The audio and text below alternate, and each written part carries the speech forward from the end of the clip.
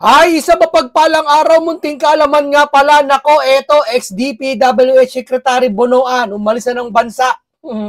O, di ba? Ito yung sinasabi natin na kapag sila nakagawa ng kamalian, hindi naman to totally na mali, no?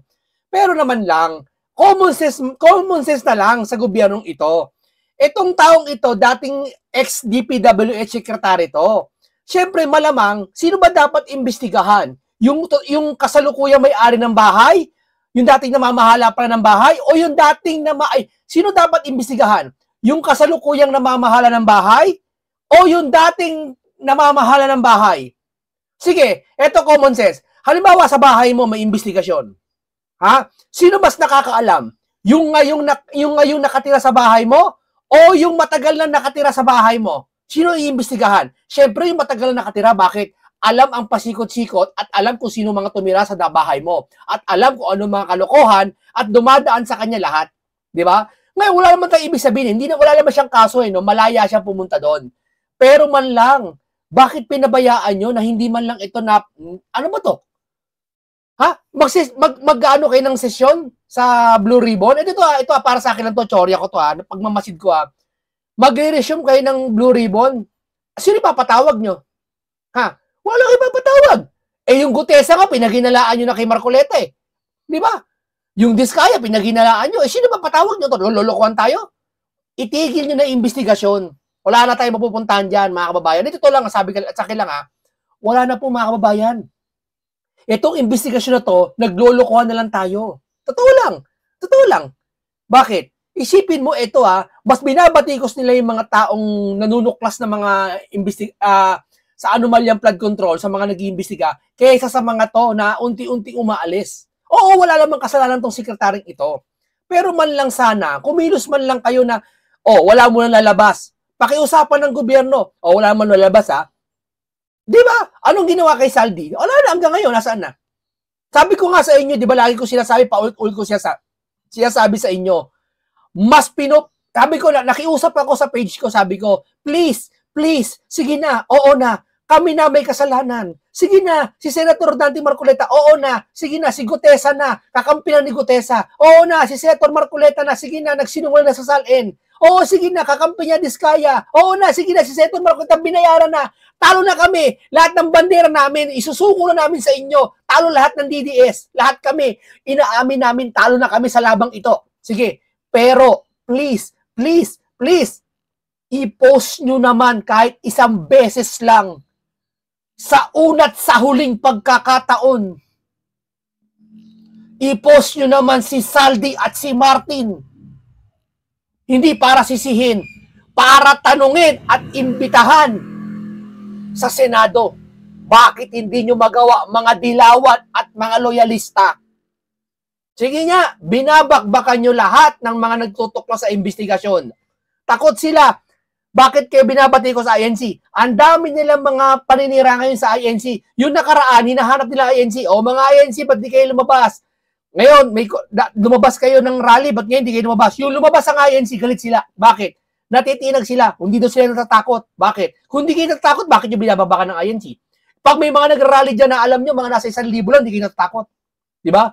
Pagtatawalan nyo lang. Itong kilusan ng malaking rally ng INC, nangangamba kayo. Kaya binabatikos nyo, sinisiraan Maski yung leader ng INC, sinisiraan nila. Kung ano-ano pinapalabas. Ano bang ginawa sa inyo ng leader ng INC?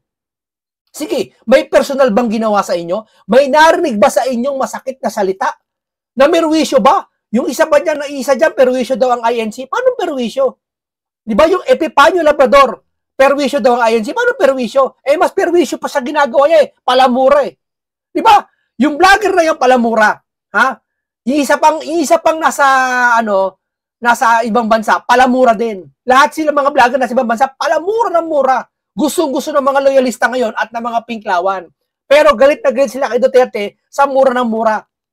Diba? Ngayon, kinakagat nila, lahat ng sinusukan nila noon, kinakain na nila ngayon. Di ba? Eto mahirap mga kaibigan. Hindi nila batikusin itong umalis ng bansa. Hindi man nila tanungin yan, hindi nyo man lang itanungin ba't ka umalis ng bansa. Wala. Pero kung si Marcoleta, si Sara, si Bato, nawala lang saglit si Bato, asa si Bato, bakit di dumalo sa Senate? tumakas na daw. Di ba? Mas pinapagtuunan nila yung pansin ng mga kay Batok sa ICC, kay Marcoleta, yung Sal nagsinungaling. Hindi naman yan ang issue eh. Wag niyo pagtakpan yung issue ng flood control. Parang gusto nila mangyari. Alam mo ito guilty yan eh. Alam kasi nila kung sino talaga may pakana ng flood control. Pero once and for all, ayaw nila mapahamak yung amo nila. Kahit alam nila yun na may kasalanan. Oo. Ang gusto nila, bayad sila o hindi. Pero isa lang motibo nila, ayaw nila mapahamak yung amo nila. Totoo yan eh. Parang ganito. Di ba yung nanay mo may kasalanan? Halimbawa, nanay mo sample ko lang hindi ko sinabing may kasalanan nanay mo. Nanay mo, halimbawa, may kasalanan. Ikaw, payag ka, uhulihin nanay mo. Di ba hindi? Anak ka, pinalaki ka niya. May kasalanan man o nanay mo o wala, hindi ka papayag na ipahamak siya, tama? Ganon din ang nanay sa anak, hindi niya papayagan, anak niya mapahamak. Tama? Hanggat maaari, yung anak niya maisalba niya. Di ba? Ganito nun to mga to. Yung amo nila, gusto nila maisalba. Hanggat maaari, gawin nila lahat ng dapat gawin. Huwag lang mahuli yung amo nila, bigpis nila. Lahat ng sisira, lahat ng iimbestiga, kagagalitan nila. Si Marcoleta, magaya niya si Bato. Huhulihin ng ICC daw. Ha? Matunog lang, matunog. O, hindi natin alam kung ano na eh. Di ba? Ang dami nilang pagkatakip na ginagawa. Pati mga ibang media eh, kontrolado na eh. Di ba? Hindi. Sabi ko sa inyo, suko na kami. Suko namin yung bandera namin sa inyo. Pero bakit isang beses lang makita namin sa inyo? Please, please, please, para sa taong bayan. Please, huwag na sa aming mga vlogger. Huwag na sa mga politiko kala Marcoleta. Huwag. Sa taong bayan na lang, please, please, nakikiusap ang mga kami sa inyo. I-post nyo naman mga pinklawan, pati mga loyalista, si Saldi at si Martin. Sabi ba naman sa akin sa puso, bakit? May ebidensya ka ba na si Martin sa si Saldi gumawa ng kasalanan? Bugok! Wala ngang ebidensya si Martin sa si Saldi. Ang gusto lang namin, pumunta sa Senate pagpaliwanagin. Eh ba't di nyo magawa kahit pagpaliwanagin? Ha? So ibig sabihin, guilty kayo lahat. Totoo, di ba? Wala naman ibig sabihin eh. Tatawagin si Martin. Ano naman? O di wala. Masama ba yung tawagin mga congressman? Eh ba't ngayon natatawagin ni Ping? Ngayon natatawagin po. Opo. Oh. Kumpirmado, Bureau of Immigration. Nakalabas na ng bansa ngayong kahapon ng dating DPWH Secretary Manuel Bonoan patungong Estados Unidos kabila ang Immigration Lookout Bulletin. Ayon sa BI spokesperson Dana Sandoval, agad na nakipag-ugnayan ang mga immigration officer Department of Justice matapos ang matukoy ang pangalan ni Bonoan sa listahan. Dagdag pa ni Sandoval, kinumpirma ni DOJ wala pa umanong whole departure order warrant of arrest labang wala pa talaga. 'Di ba? Yan ang mahirap. Ha? Dapat ang gumagawa niyan, ang nag-i-initiative niya, nagkukusa niya presidente. Dapat naiisip niya, utusan niya yung mga tao niya. Hindi trabaho ng pangulo 'yan? Iba may trabaho 'yan? Hindi yan trabaho ng pangulo yun, pero pang-ulo siya, pang-ulo. Siya ang utak dapat. Utang nito mga to. Di ba? Oh. Yan sinasabi ko sa inyo. Pag si Bato de la Rosa at iba pa mga Duterte, ha, ang bibilis ninyo. Hindi ba? Lahat na lang eh. Halatang halata na eh. Pagtatanggol lang. Ito, beto class ulit ako ha. Lahat ng vlogger ngayon, ha, puro nagmumura sa mga junior. Nagmumura ng lalait. Buti pa yung mga iba pang mga vlogger hindi nagmumura eh. Di ba? Saka hindi lang. Lahat na nagko-comment sa kanila, puro troll fake account. Kaya ang daming share nila. Nagtatrabaho na sila ngayon kasi ang INC malapit na talaga mag-rally. Kinakabahan sila, baka may kahinatnan sila eh. Sa magdarating 16 eh. Eh hindi naman ng ganung panawagan eh, pero paranoid sila. Di ba? O ayan o. Tila dito parang bumalitad na. Tignan natin ha. Ayan o. Sandali hindi pa nagrarally ang INC, may resulta na. Ipinahayag ni Chairman Andres Bernal Reyes Jr. na i-livestream na ang bawat pagdinig sa ICI simula sa susunod na linggo. Ilang beses namin narinig yan. Pero in fairness ngayon daw, ila-livestream na. Siguro nakalampag na o natauhan na kasi mag-rally ang INC. Di ba? Ang livestream ay accessible sa publiko sa kanilang official social media platform upang matutukan ang transparent na pag-iimbestiga sa anomalyang katiwalian ng bansa. Bagaman good news ito sa ating pagdinig na ang ating hinaing pero patuloy pa rin ang ikakasang rally ng Iglesia ni Cristo sa 16 upang itaguyod ang boses at tinig bawat paniyang pamamayan laban sa katiwalian. Ayan. Ang labang ito para sa kataong bayan. Ang ginagawa ng INC para sa taong bayan. Di ba? Pero ang ginagawa nyo, kinakalos nyo INC ngayon. Pinagbibintangan yung mga dating issue ng INC, binubuhay nila. 2014 pa yon, binubuhay nila. Di ba? Wala ka kwenta-kwenta. Kesyo daw, itiniwalag yung nanay. O ito sabihin ko sa inyo itiniwalag yung nanay, itiniwalag yung kapatid, ang samado ng leader ng iglesia. Diyan mo nga mapapatunayan ng INC na totoo na ang kanilang samahan Bakit? Isipin mo walang sinisino-sino sila. Hindi katulad ng iba, uy, kapatid kuya, huwag nang pakialaman yan. Palakasan system. Eto, walang palakasan. Ultimong kahit kapatid, kahit kaibigan kanya o kahit sinong nanay mo pa nagkasala, ititiwalag na iglesia. Di ba? Kasi, ang iglesia kasi isang pamilya, isang boses, isang tinig, isang salita, may isang pamamahala, may isang leader. Di ba? Kayo naman. Di ba? Yan ang iglesia ni Kristo. Yan ang nasimulan na nila na tumatak sa isip ng maraming tao, ang kaisahan nila. Parang ikaw ganito. Di ba sa bahay mo, halimbawa, may pamilya ka. Kasama na, halimbawa, ando yung lolo mo, ando yung tito mo. Sabihin natin sa loob ng bahay mo, andun lahat ng kamag-anak mo, nasa 15 lahat kayo. 15. Payag ka ba yung isang salita ng isang kamag-anak mo, hindi mo salita? Di ba lahat nasa loob ng bahay kayo, ng 15 member kayo lahat? Iisa salita nyo, iisa patakaran nyo? Tama, mali. Iisang pamilya kayo. Kung ano katwiran ng isa ng nanay, katwiran din ng anak. Tama? Kasi isang pamilya kayo. Tama? Ibig sabihin, sa iglesia, isang pamilya yan, isang katwiran yan. Di ba? Sa kapag may nagkamali dyan, hindi pwede, kapatid ko naman yan, pagbigyan natin yan. Hindi. Sa iglesia, kahit kumupit ka ng piso, kahit tatay ka, kahit kapatid ka, ititiwalag ka. Pasabihin, napakasama doon, tiniwalag. Yan ang ini-issue nila ngayon Binabakbakan si Marcoleta. Wala na silang pakialam kay Saldi, pati kay Martin sa issue na to. Wala silang pakialam. Ang binabakbakan nila, INC sa Marcoleta. Yung mga DDS, nabakbakan na nila Bakit? Talo na DDS nakakulong na si Tatay Digong Sa si Sara, nasa gumugulo na impeachment Ang binabakbakan nila ngayon, INC pati si Marcoleta. Siya nagtatanggol sa bayan. Basta hindi lang INC sa si Marcoleta. Lahat nagtatanggol sa bayan, binabakbakan nila. Sipin mo, pati si Toby Tiago, binabakbakan nila. Si Chavit, binabakbakan nila. Lahat na lang binabakbakan nila Wala, galit sila sa mga nagtutukla sa flood control. Galit na galit sila lahat. Di ba? Yan ang masama. Yan ang masama. Di ba? Lahat galit na sila ngayon sa INC sa kay Marcoleta. Ayan, we're extending invitation kung pwede siyang mag-participate Zoom. Biruin mo. Ayon kay sinabi ni Senate President Pro Tempore Ping Lacson, iimbitahan sina later Representative Martin Romualdez at 17 pang kongresista sa pagpapatuloy na pagdinig sa anomalyang flood control. Ito na, para yata nag-iba ihip. Hindi, ito lang sabi ng iba. Ito daw nalaman nilang papalapit na ang dambuhalang rally ng INC. Triple to kaysa sa dati. Nagbaliktaran to mga to. At yung iba daw sinasabi sa chismis, umalis na daw si Bonoan. Hindi bakit? Chismis na naman, huwag niyong paniwalaan. Pero kukwento ko lang kahit chismis, no? Hindi dapat paniwalaan.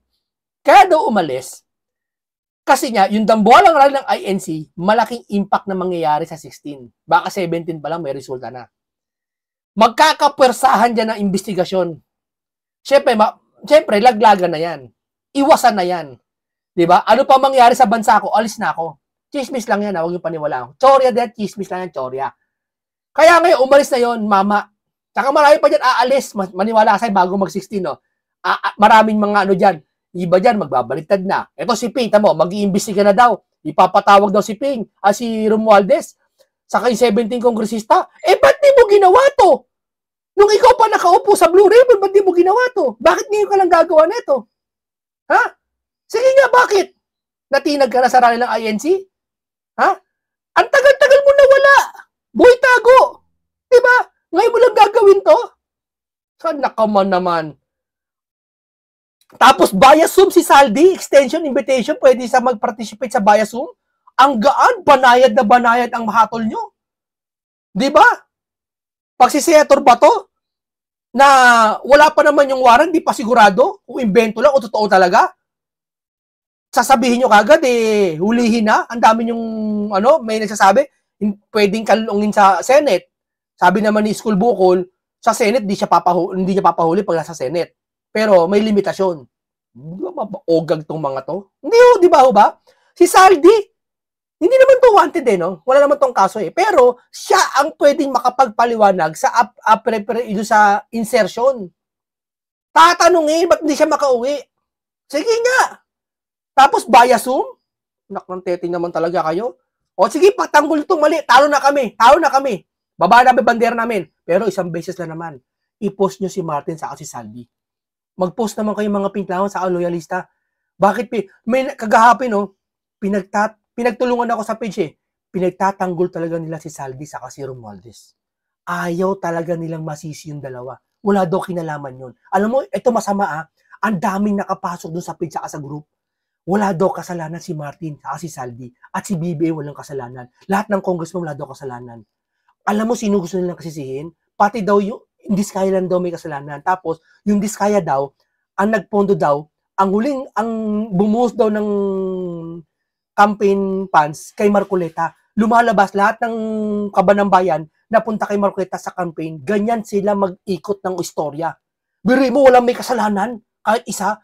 Ibig ko pala sabihin, makapangyarihan ng Diskaya. Kaya nilang magtayo ng isang flood control sa isang syudad na hindi na kailangan ng pirma ng mga presidente ng Pilipinas saka ng DPWH, saka wala. Ganun kaiingot tong mga natatanggol ngayon. Sa dalawa. Kay Tambaluslos, pati kay Saldi. Titindi nyo. Di ba? O ngayon, maiba na tayo. Painggan natin tong Absent sa sesyon ng Senado ngayong araw si Senador Bato de la Rosa. Inaabangan pa naman siya matapos sabihin ng Ombudsman na may warrant of arrest umano para sa kanya ang International Criminal Court o ICC. Ayon sa kanyang staff, walang pasabi si de la Rosa kung bakit hindi pumasok. Nitong Biyernes lang, nakita si de la Rosa sa relief operation sa Cebu. Si Senate President Tito Soto, hindi pa rin daw nakakausap si de la Rosa, pero kumonsulta na siya sa mga legal expert ng Senado.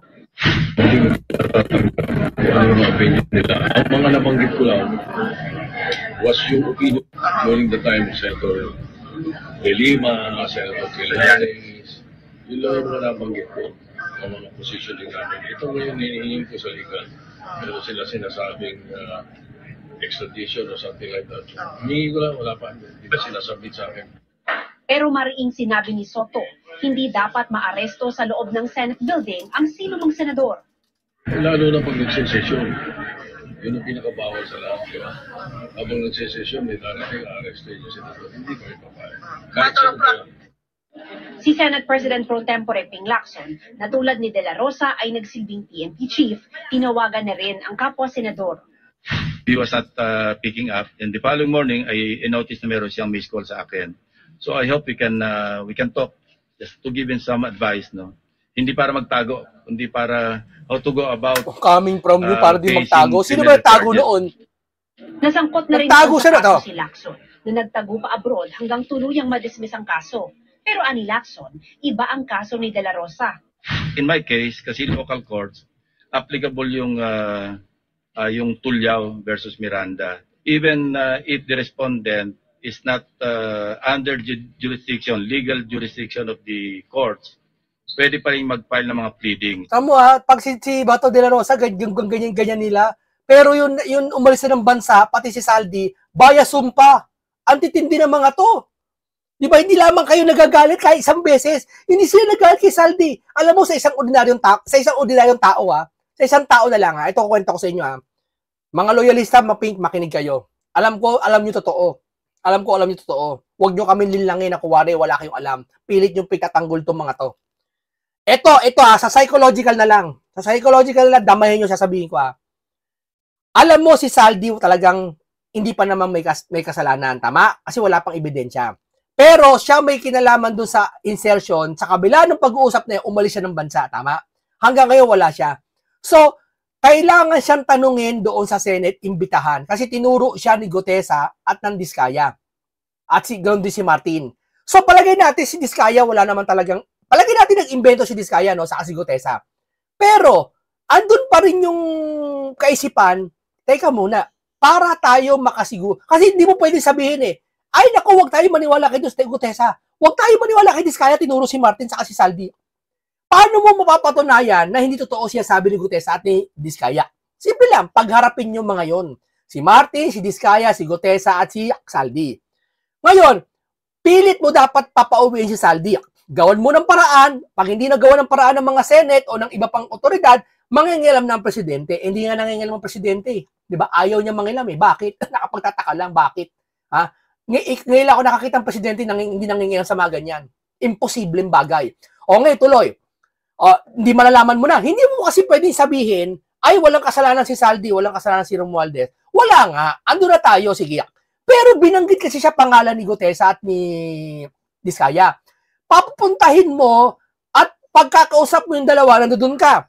O sige, tanungin mo. Saldi, sabi, nag-deliver daw yung pera si Gutesa. Diba? Para malaman ng taong bayan, gano'n na mangyayari. Eh bakit parang walang gano'n nangyari? Ha? Tapos sisisihin nyo pa lahat ng mga nag-iimbestiga? Bakit si Senator Ping Lacson hindi nyo sinisisi? Saka si Boy Estago, nag-iimbestiga yung mga yan, ba't nyo sisisi? Kasi alam nyo, kakampi ng administrasyon. Wala namang pinagkaiba. Yung ginagawa ni Lacson sa ginagawa ni Marcoleta, wala namang pinagkaiba. Ba't nyo sisisi si Lacson? Ipapatawag niya kayo si Martin. Ba't nyo sinisisi siya? Kasi alam nyo kakampi. Pag nagsalita si Marcoleta, ipatawag si Martin. Saka si Saldi. Alam mo, sabi ng mga yan, mga lawyers sa Kalipig, bakit ipapatawag si Saldi saka si Saldi? Bakit ipapatawag si Saldi saka si Martin? Asikasuhin nyo muna yung salin mo. Asikasuhin nyo muna yung mga binayad sa'yo ng Diskaya.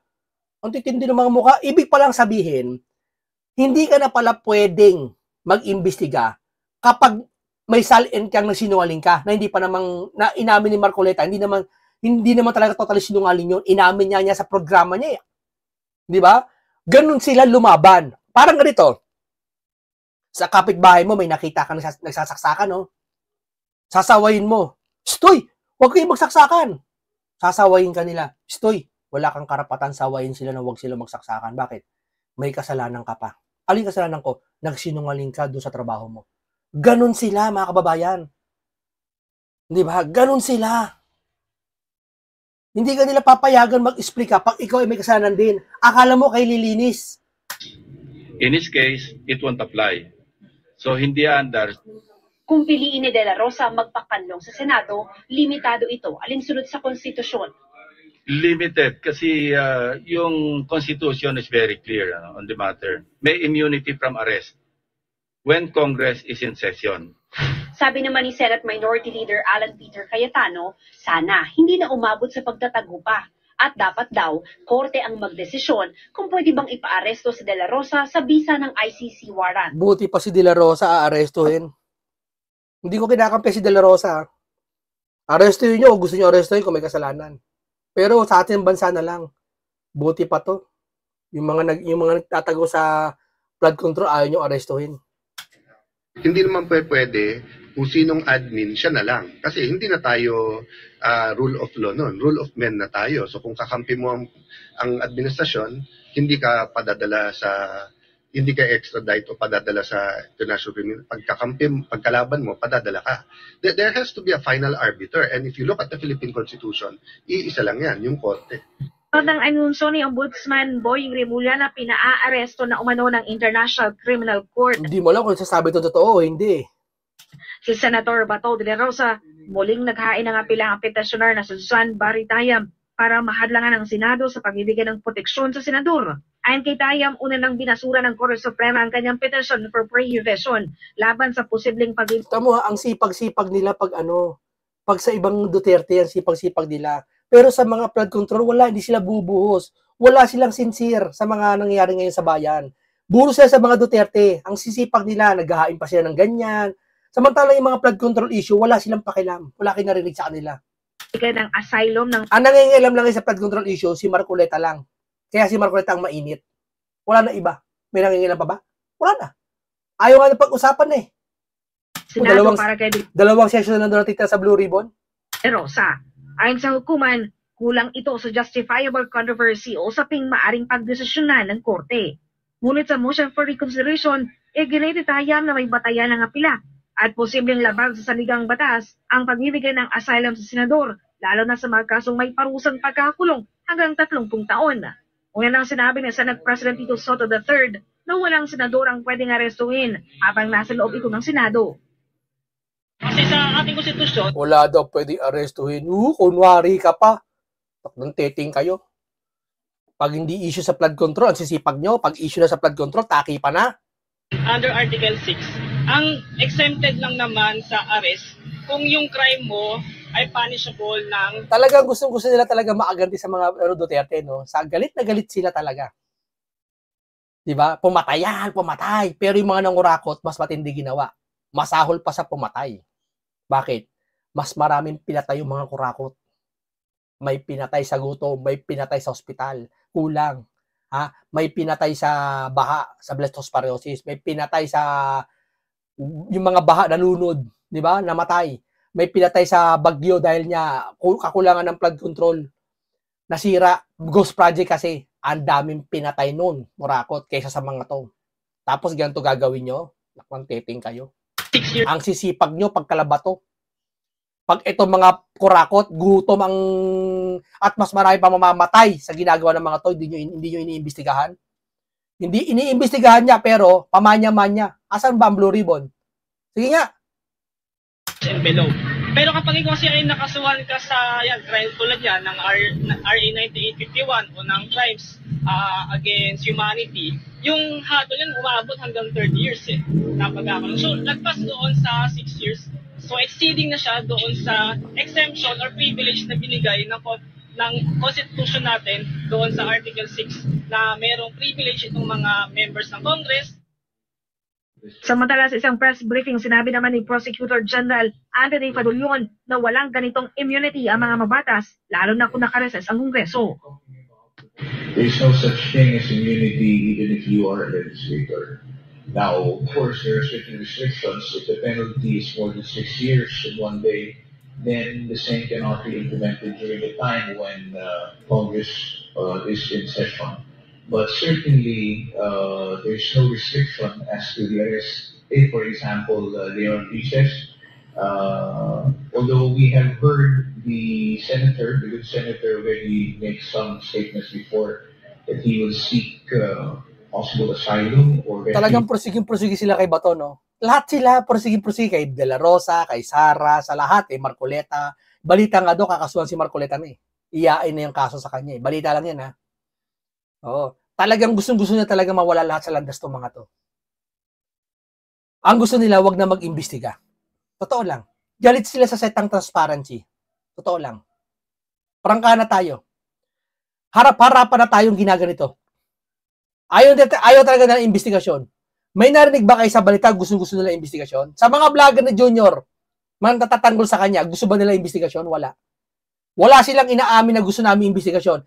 Bagkos binabakbakan nila, sila Senator Marcoleta, sila Chavez, sila lahat, sila Toby Chanco, lahat nagsasalita. Pag nagsalita ka kay Toby, uy, ikaw nga Toby, sana botas may ganyan kang issue Sisilipin din nila. Oo. Para lahat gusto nila may kasalanan. Tapos yung kanila, ba't mo sisisihin si Martin? Ikaw nga sana botas ang dahil pong flood control asan na? O ikaw Baste, may 51 billion ka pa. O ikaw Marcoleta, salin mo na sinungaling ka. Hindi si Marcoleta, mangingilam, no? Huwag ka mag-imbestiga, Marcoleta. May nagsinungaling sa salin. Ibig mo pala sabihin, kahit, palagay natin, no, nagsinungaling si Marcoleta sa salin, no? Ibig mo pala sabihin, wala lang karapatan si Marcoleta mag-imbestiga? Ha? Kung sabihin namin si Junior nagsinungaling, na natapos na ang 5,500 flood control. Tapos ngayon, nagbabaha. Ghost project pala. Sige nga. Pagpuntiting to mga to. Di ba? Wala silang pakialam wala po silang pakialam sa nangyayari sa issue sa bansa ngayon, sa flood control. Wala silang pakialam. Ang gusto nila, tanggalin lahat ng pwedeng isisi, na manisi o mag-imbestiga dun sa Tambaluslos, pati kay Saldi. Gusto nila yan. Wala. Wala na Si Marcoleta, dadaw na nila. Si Bato, dadaw nila. Si Jinggoy, dinaw na nila. Wala na. Sino ba mag-iimbestiga? Wala na. Atay ang issue, patay ng issue. We do not know if that is a position that he still would be taking at this time. But certainly that is one matter that can be or that will be taken into account in deciding what action or what course of action the government will take. Sa kabila naman ng anunsyo ng ombudsman na may ICC warrant na kay De La Rosa, Nanindigan ng DOJ na wala pang ganong impormasyon silang natatanggap. Pero sakaling may warrant of arrest na laban sa senador, ay may dalawang option na maaring gawin na ang DOJ, ang extradition o surrender kung saan isusuko ng gobyerno sa De La Rosa. Nakakaya Pilipinas. Walang kakwenta-kwenta ang batas pag ganito susuko natin sa ICC. Una-una, di ba sabi, hindi na ito jurisdiction natin. Ngayon, susuko nyo na naman ng isang Pilipino. Gustong-gusto nyo pa. Pabor na pabor pa, mga pinklaw, pati mga loyalista. Dapat yan, hulihin na yan. Tapos sasabihin nila, magaling daw batas ng Pilipinas. Kung magaling, ba't ginaganito nyo to? Dito nyo ikulong si Bato, dito nyo parusahan, dito nyo i-justice. Dito nyo ilitisin. So, ibang bansa na naman kayo. Ang baba ng tingin nyo sa langya. Talagang ini-issue nila kasi malapit na rally. Nililista nila, double purpose, mali sa yung flood control issue. Gusto nila sila din gumaganti. Independent commission. Galing sa presidente yung pagbuo. Ano yan? Diba? Independent ba yan? Transparency ba yan? Wala, mga kaibigan. Huwag na tayo umasa sa investigasyon. Wala pong mangyayari po talagang pagtuklas sa investigasyon. Wala, tigilan po natin yan. Hintayin na lang po natin ng 2028. Diyan talaga matatapos lahat yan. Hanggang dito lang po lahat sa aking reaksyon at opinyon. Paalam sa inyong lahat.